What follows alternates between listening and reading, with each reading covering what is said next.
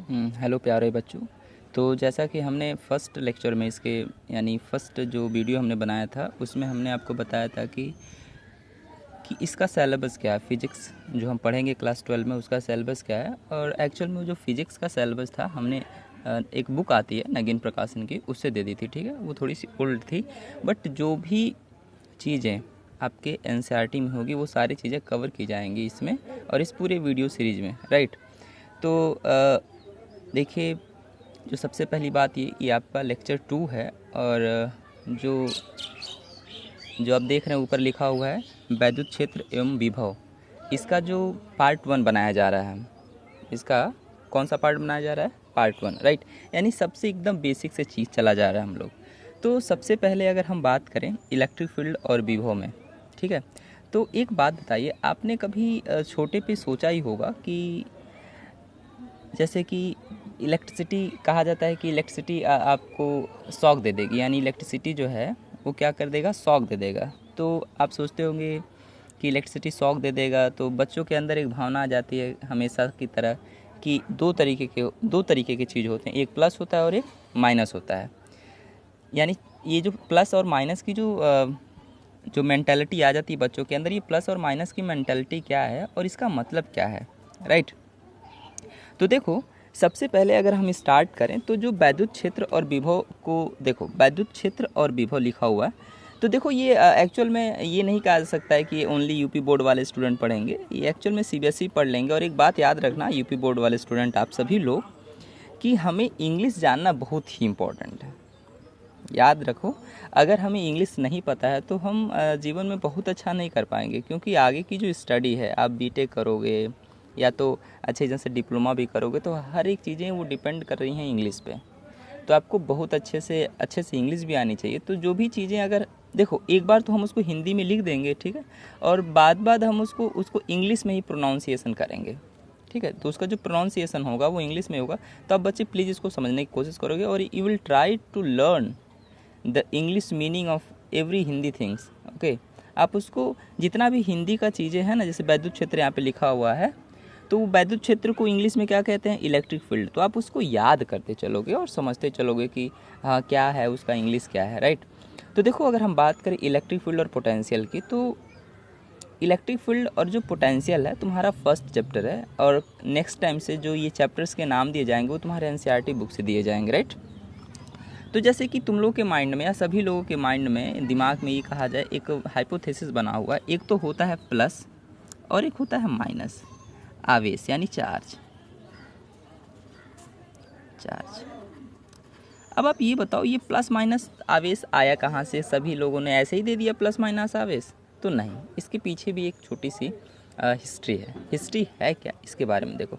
जैसे कि देखो, सबसे पहले हमें आज के जो चैप्टर में पढ़ना क्या है, हमें इंट्रोडक्शन, जो परिचय है, परिचय को हम कहते हैं इंट्रोडक्शन, ठीक है, याद रख लेना इसको। हमको इंट्रोडक्शन पढ़ना है किसके बारे में? वैद्युत आवेश के बारे में। देखो, वैद्युत आवेश को क्या कहोगे आप इंग्लिश में? Electric charge. क्या कहोगे? Electric charge. और यहाँ पे लिखा हुआ प्लस माइनस आवेश, यानी प्लस एंड माइनस चार्ज। और इलेक्ट्रॉन सिद्धांत, देखो इलेक्ट्रॉन सिद्धांत, तो इलेक्ट्रॉन को हम लिखेंगे इलेक्ट्रॉन और सिद्धांत को लिखेंगे प्रिंसिपल, यानी इलेक्ट्रॉनिक प्रिंसिपल। इलेक्ट्रॉनिक प्रिंसिपल हम पढ़ेंगे इस आवेश के मॉडल का, यानी इलेक्ट्रिक चार्ज के मॉडल का। तो सबसे पहले आप ये बताओ, इंट्रोडक्शन में हमें पढ़ना है, तो इंट्रोडक्शन में देखो होता क्या है कि जैसे कि देखो, हम एक बात बता दें आप लोगों को, किसी भी चीज़ की जो डिस्कवरी होती है ना, उसके पीछे बहुत ही एफर्ट लगता है। और एक बात याद रखना कि जो साइंटिस्ट होते हैं वो अपने पूरे लाइफ को फिनिश कर देते हैं एक एक एक एक एक्सपेरिमेंट करने के लिए। और आप बात मानिए, ये जो साइंस नहीं होता, या फिजिक्स, बायो, या कोई भी ऐसे सिद्धांत नहीं होते, कोई भी प्रिंसिपल्स अगर नहीं होते, तो जो ह्यूमन सिविलाइजेशन आज वहीं होता जहाँ पे है वो। तो एक तरीके से कहा जाए कि जो फिजिक्स है, केमिस्ट्री है और बायो है, ये सारे अपने आप में ऐसे चैप्टर्स हैं, ऐसे सब्जेक्ट्स हैं जो कि ह्यूमन सिविलाइजेशन को ही चेंज कर दिया है। तो देखो, जो हम इंट्रोडक्शन की बात करने जा रहे हैं, इंट्रोडक्शन में सबसे पहले अगर हम कहें तो बहुत बहुत समय पहले, जैसे कि अगर तुम कह दो तो 2500 ईयर एगो, हम इंट्रोडक्शन में देख रहे हैं इंट्रोडक्शन जो पढ़ रहे हैं इसके बारे में हम इंट्रोडक्शन दे रहे हैं कि क्या है, कैसे ये आया लोगों के माइंड में, यानी परिचय है। देखो हुआ क्या, जैसे कि ये जो चीज़ें, जब कोई चीज़ पैदा नहीं होती है ना, यानी कोई चीज़ रहती नहीं है, तो इसके बारे में सोचने का जो काम होता है ना, वो फिलोसोफर का होता है। किसका होता है? फिलोसोफर, जिसको दार्शनिक कहते हैं। क्या कहते हैं? दार्शनिक कहते हैं। तो ये लोग जो है वो थिंक करते हैं किसी भी चीज़ को। तो देखो हुआ क्या, एक फिलोसोफर थे जिनका नाम था थेल्स। थेल्स एक फिलोसोफर थे जिनका नाम था थेल्स, ठीक है। और ये यूनान के थे। यूनान यानी यू कैन से यूनान, राइट, यूरोप। एक बात बताओ हमें, इस दार्शनिक ने एक एक्सपेरिमेंट देखा, एक तरीके से एक चीज़ को देखा, जैसे कि अंबर, आपने नाम सुना होगा, बार बार ये चीज़ अंबर आता है। ये अंबर है क्या? जैसे अगर कोई ट्री है, जैसे बाय द वे मान लो ये तुम्हारे पास एक ट्री है, ठीक है, और इस ट्री को तुम कहीं थोड़ा सा कट कर दो, ऐसे इसके ऊपर वाले जो पोर्शंस है ना, उस पोर्शन को आप कट कर दो, ऐसे थोड़ा सा इसको कट कर दो। यहाँ पे होगा क्या, देखोगे कि यहाँ से कुछ लिक्विड टाइप का, जिसको कहते हैं लासा टाइप का, लिक्विड टाइप का, इस तरीके से चीज़ें बाहर आ जाती हैं। ये लिक्विड इस ट्री पर जम जाता है, और एक थोड़ा सा शाइनिंग टाइम, चमकने की तरह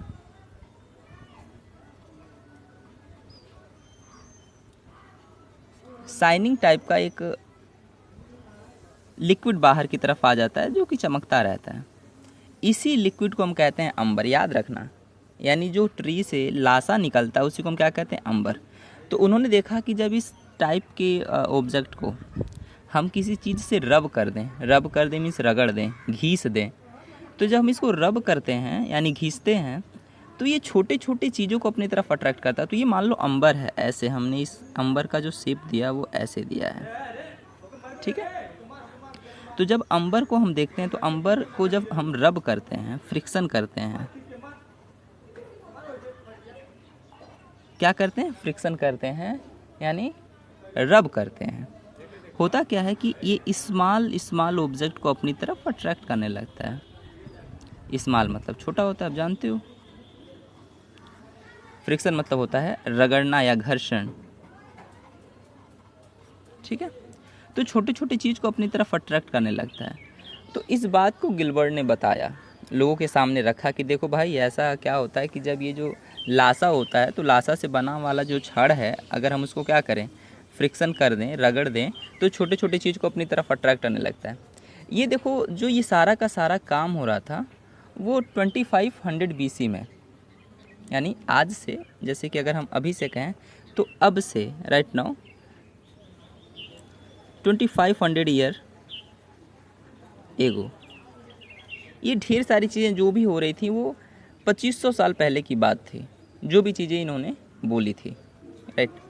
देखो हुआ क्या, उसके बाद 2000 साल तक, इस पूरे वर्क के 2000 साल तक, 2000 ईयर, इसका मतलब, इट मीन्स, इसका जो मतलब है आज से 500 ईयर, ठीक। पहले लोगों ने सोचना स्टार्ट किया, यानी 2000 साल तक किसी ने इस पे नहीं सोचा कि ये क्या कहना चाह रहे हैं, ये थेल्स कहना क्या चाह रहे हैं, इसका मतलब क्या है। अब बात समझने की कोशिश करिएगा। यानी जो थेल्स का एक्सपेरिमेंट था कि अगर किसी, जो हमारे पास लाशे होते हैं, लाशे से बना हुआ अगर छड़ है, उसको हम फ्रिक्शन करें, तो ये छोटे छोटे चीज़ को अपनी तरफ आकर्षित करता है, अट्रैक्ट करता है, आकर्षित करता है, अट्रैक्ट करता है, अट्रैक्ट करता है। तो इस बात को 2000 साल तक किसी ने नहीं समझा, ये छोड़ दिया गया उसी तरीके से। हुआ क्या, एक अब बात आ गई 1600 की, यानी 2000 साल इसके बाद, ठीक है, एक डॉक्टर थे, गिलबर्ट जिनका नाम था, एक डॉक्टर थे गिलबर्ट।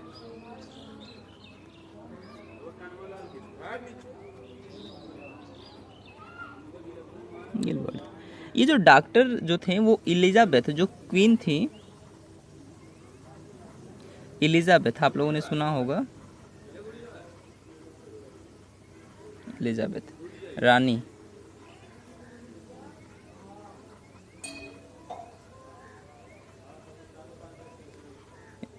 ये इंग्लैंड की रानी थी, इनके वो डॉक्टर थे। ये बात उन्हें किसी तरीके से स्टडी किया होगा या देखा होगा, इन्होंने भी ये एक्सपेरिमेंट में देखा कि जैसे अंबर है ना, अंबर,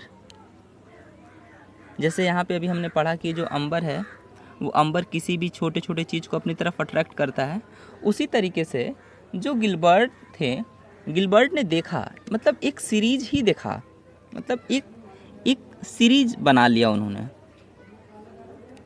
एक एक्सपेरिमेंट नहीं करते, कहते हैं हमने एक्सपेरिमेंट 1 किया, एक्सपेरिमेंट 2 किया, एक्सपेरिमेंट 3 किया, एक्सपेरिमेंट 5 किया, तो उस तरीके से ऐसी चीज़ को कहते हैं सीरीज, यानी सीरीज को हिंदी में श्रेणी कहते हैं, बट एक सीरीज बना लिया, आप समझ रहे हो कि पहले काम किया, दूसरा, तीसरा, चौथा, सीरीज की बात कर रहे हैं। तो उन्होंने देखा कि जो ग्लास है यानी शीशा, ठीक है, ग्लास की जो रॉड है, दूसरा आबनूस होता है, एक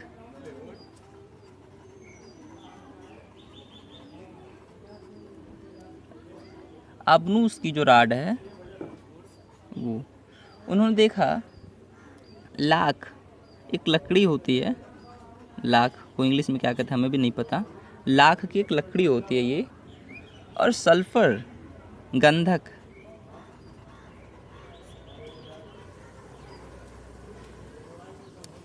ये ढेर सारी चीज़ें थी, ये सारी चीज़ें कि जो रॉड्स थे, इन सब चीज़ के रॉड बनाए जा सकते हैं सॉलिड। सारे रॉड को जब हम फ्रिक्शन करते हैं, इन सारे रॉड को हम जब फ्रिक्शन करते हैं, फ्रिक्शन मतलब क्या करते हैं बताइए, फ्रिक्शन मतलब इसको रब कर देते हैं, ठीक है, जब हम इसको रब कर देते हैं, घर्षण कर देते हैं, होता क्या है, ये सारी चीज़ें, जितने ग्लास रॉड, अंबर, लाख, सल्फर यानी गंधक, ये सब चीज़ें छोटी छोटी चीज़ों को क्या करने लगते हैं, अपनी तरफ अट्रैक्ट कर लेते हैं। यानी जो स्मॉल ऑब्जेक्ट हैं, ये स्मॉल ऑब्जेक्ट हैं, ये सब इसको अट्रैक्ट करेंगे अपनी तरफ, आकर्षण करेंगे, आकर्षण, अट्रैक्ट करते हैं। अब ये बात इनको हजम नहीं हुई, उन्होंने देखा कि भाई ये तो जो थेल्स का एक्सपेरिमेंट था, थेल्स ने जो किया था अंबर पे किया था, ठीक है, तो अंबर सबको अट्रैक्ट कर रहा है, चलो ठीक है, तो बात आ गई अंबर की, लेकिन ये सब चीज़ें क्यों कर रहे हैं, इसका मतलब गिलबर्ट ने कहा कि ओहो, ऐसा हो सकता है कि किसी भी चीज़ को अगर हम रब करते हो, इससे आप ही बताओ क्या निकलेगा माइंड में, इससे तो यही आने वाला है ना कि किसी भी चीज़ को अगर रब किया जाएगा तो क्या होगा, वो छोटी चीज़ को अपनी तरफ अट्रैक्ट करेगा। इसका क्या मतलब हुआ, तो उन्होंने बस यही कह दिया, गिलबर्ट ने कह दिया कि देखो, अगर हम किसी चीज़ को अट्रैक्ट करते हैं, अगर किसी चीज़ को रब करते हैं, किसी भी चीज़ को रब किया जाएगा, सॉलिड चीज़ को, मतलब ऐसी चीज़ को, अब किसी भी चीज़, जैसे ईट उट की बात नहीं कर रहे हैं हम, अगर ईट भी तुम्हारा शाइनिंग है, पॉलिश्ड है, अगर उसको रब कर दो तो 100% sure it attract the small object. यानी कोई भी पॉलिश्ड चीज़ हो अच्छे से, तो हम देखें तो वो क्या नाम है, छोटे छोटे चीज़ों को अपनी तरफ अट्रैक्ट करेगा, श्योर, उसमें कोई राय नहीं है, कोई डाउट नहीं है, राइट। तो देखो, इस चीज़ से ये बातें आ गई सामने, गिलबर्ट ने कह दिया कि जब हम किसी चीज़ को फ्रिक्शन करते हैं, अगर कोई ऑब्जेक्ट है, कोई भी ऑब्जेक्ट है,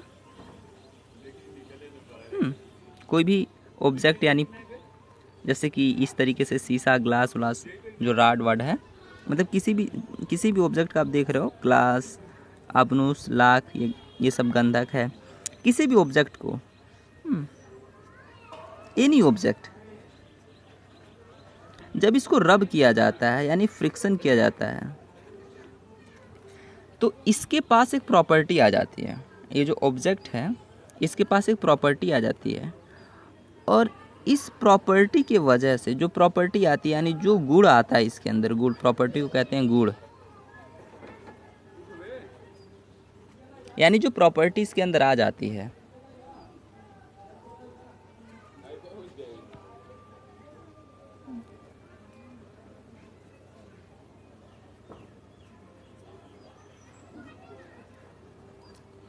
इसके अंदर जो प्रॉपर्टी आ जाती है फ्रिक्शन करने पर जो उसके अंदर प्रॉपर्टी आ जाती है उसी प्रॉपर्टी को कहते हैं कि ये जो ऑब्जेक्ट है वो इलेक्ट्रीफाई हो गया है, यानी ऑब्जेक्ट जो है विद्युतमय हो गया है,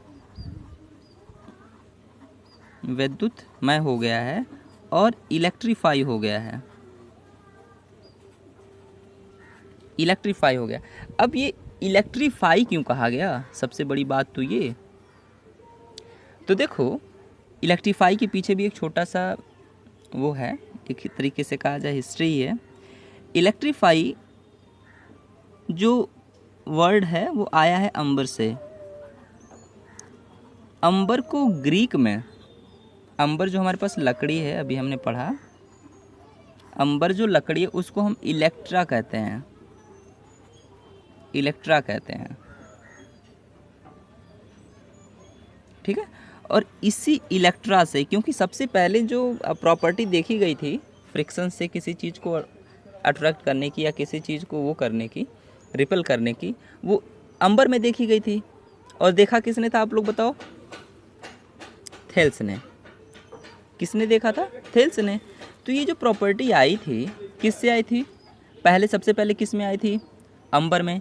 और अंबर का नाम क्या था, ग्रीक, जो ग्रीक थे यानी ग्रीक साइंटिस्ट थे, ग्रीक वर्ड में अंबर का जो नाम था वो इलेक्ट्रा था। और यानी किसी भी चीज़ को जब हम रब करते हैं तो किस तरह की प्रॉपर्टी आ जाती है उसके अंदर, जैसे जो अंबर अपने तरफ अट्रैक्ट करने की प्रॉपर्टी आ जाती है उसी तरीके की प्रॉपर्टी हर एक ऑब्जेक्ट में आ जाती है। तो अंबर का नाम था इलेक्ट्रा, यानी कोई भी ऑब्जेक्ट क्या हो जाता है, इलेक्ट्रा की तरह इलेक्ट्रीफाई हो जाता है। यानी क्या हो जाता है, अंबर इलेक्ट्रीफाई हो जाता है, यानी अंबर क्या हो जाता है, जिस तरीके से हो जाता है उसी तरीके से हर एक ऑब्जेक्ट हो जाता है। इसीलिए इसका नाम दे दिया गया कि अगर किसी भी ऑब्जेक्ट को हम रब करते हैं तो उसके अंदर एक प्रॉपर्टी आ जाती है और उस प्रॉपर्टी को हम कहते हैं कि ये जो हमारा ऑब्जेक्ट है वो इलेक्ट्रीफाई हो गया और वैद्युतमय हो गया। और इलेक्ट्रीफाई यानी जो इलेक्ट्रा है वो कहाँ से आया था, वो अंबर से आया था, राइट। तो ये ओवरऑल ये इसका इंट्रोडक्शन था कि किसी भी चीज़ को रब करने पे उसके अंदर एक प्रॉपर्टी आ जाती है जिसके कारण हम कहते हैं कि वो क्या हो गया, इलेक्ट्रीफाई हो गया, ठीक है। अब ये इलेक्ट्रीफाई क्यों आता है, तो कहा गया ये कि जब हम किसी चीज़ को रब करते हैं, ठीक है, अब इसको अच्छे से समझेंगे। हाँ,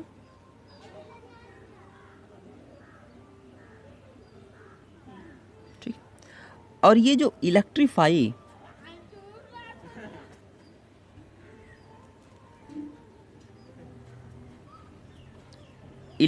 जो प्रॉपर्टी आती है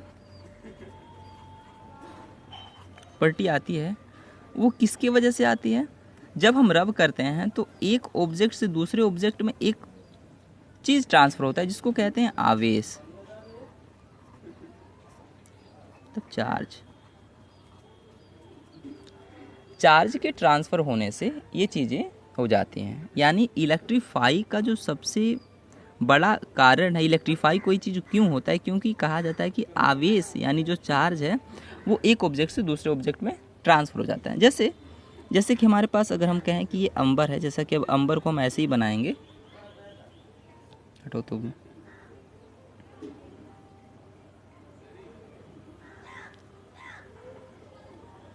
ठीक है, अंबर है।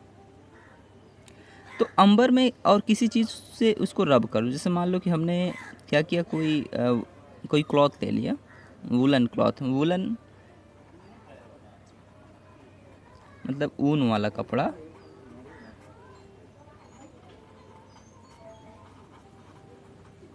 वूलन